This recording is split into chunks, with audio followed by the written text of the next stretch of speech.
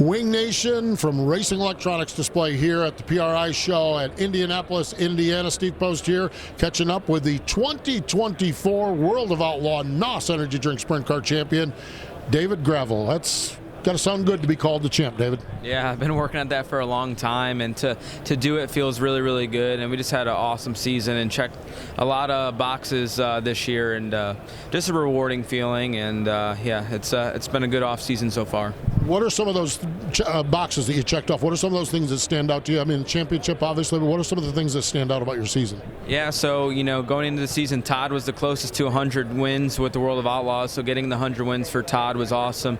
And then I was able to get my 100th win at Williams Grove this year, and then getting that Kings Royal victory. Todd's won it before, but Cody, being Ohio boy, hasn't won it. I haven't won it before, and that completed my triple crown with winning Knoxville and the National Open. So those were very, very special. And then we closed out the season winning in Charlotte, and that was Cody's 50th career World of Outlaw race. So a lot of milestones for all of us, and kind of just a dream season.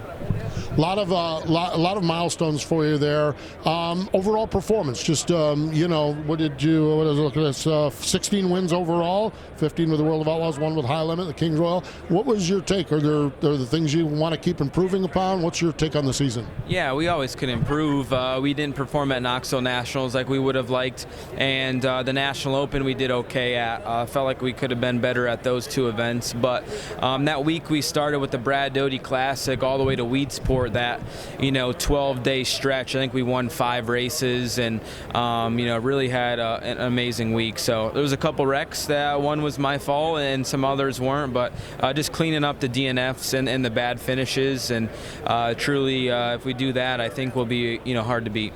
No doubt about that. As far as that goes, a couple of hot button or topics. Aggressive driving, that has been the topic seemingly since the season ended. There's been a lot of talk about that.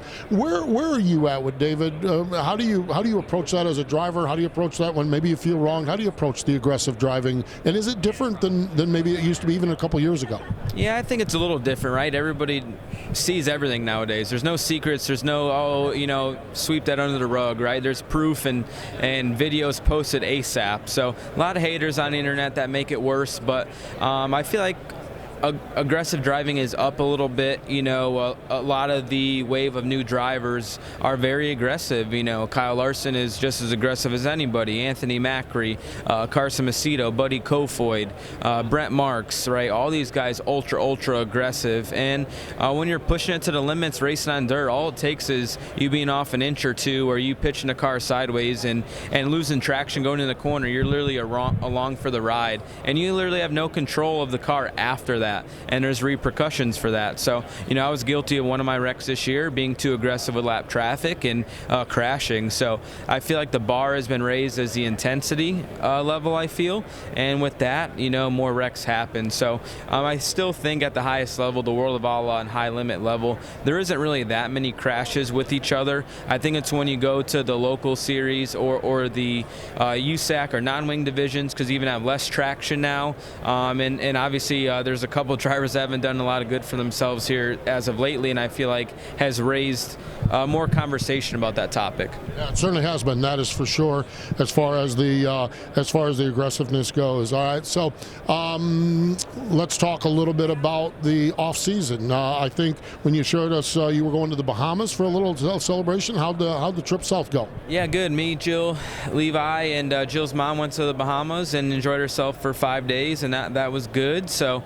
Enjoyed having a little R&R time and just been home, catching up on house stuff we've always been behind on, and just cooking, doing laundry, and cleaning up the yard, and just hanging out with Levi, having a good time. And we head to Connecticut for Christmas, so looking forward to that, seeing my family, and yeah, just laying low. Got some car projects that are going on, and just being a normal person for a little while.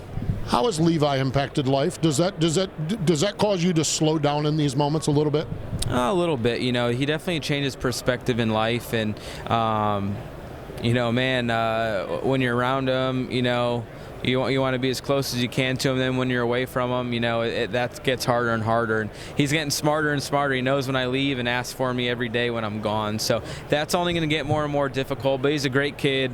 The wife is working hard at home, being a nurse practitioner, doing what she's doing. So it's a balance, and we're still learning. Being a married couple with a kid, a house, and 2 jobs, 2 careers. So it's a lot to balance, and it's something that we're still learning every day.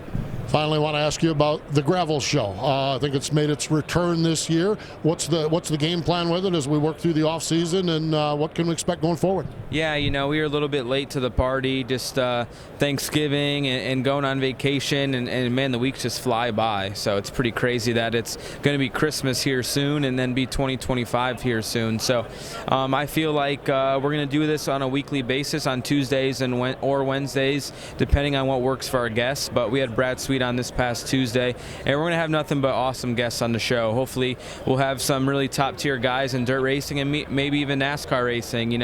Guys like Ty Gibbs getting into the dirt world, and maybe Brian Carter will come on the show. We'll see. But we'll just see how it goes, and just always trying to raise the bar and be in front of everybody's eyes year round. We don't have much going on in the off season, and then once Chili Bowl fires up, it feels like boom, that's when the season starts, right? Then before you know it, we're at Volusia. So yeah, it keeps me busy, keeps our social media going. Me and Carter have been working hard on it, so we're going to continue to do it, and I think it'll be something that will be around for a long time.